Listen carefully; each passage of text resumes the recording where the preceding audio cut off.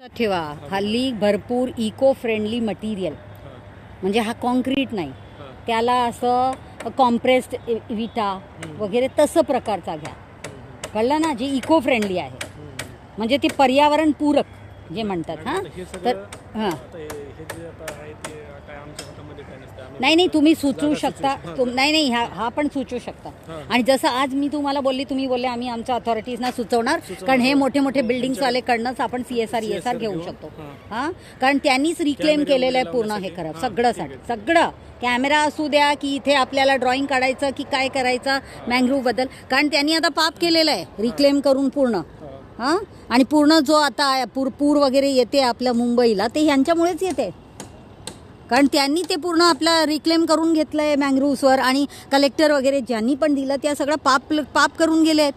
कारण पर्यावरण जे पूरक जीव होते, हे सगळे निसर्गाने दिलेला आपल्याला सर्व गोष्टी आहे आपल्याला वाचवायला. हां, आपण काय करतो, असं देऊन मग पंप बिंप बांधायला घेतलं आहे. तर त्यामुळे त्यांच्याकडनंच पैसे काढा CSR आणि तुम्ही हे सगळं करायला घ्या व्यवस्थित.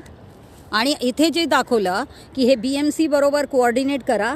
हॅलो, तुमचं नाव काय सांगितलं? हां, गोटमवाड. बापरे, कुठून आहे रे? कर्नाटका, नांदेड.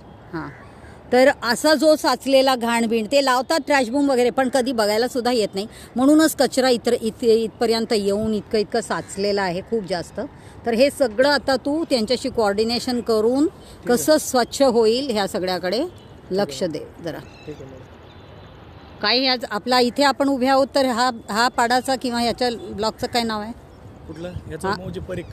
आपल्या इथे या बाजूला तिथे परीख खाडी, ही परीख खाडी, आणि ती त्या बाजूला त्या बाजूचा पण ते आता हो, पण ते आता बोलले नेचर पार्कचा जो एरिया आहे ते पलीकडच्या बाजूला प्रायव्हेट आहे ते, पण परीख खाडी.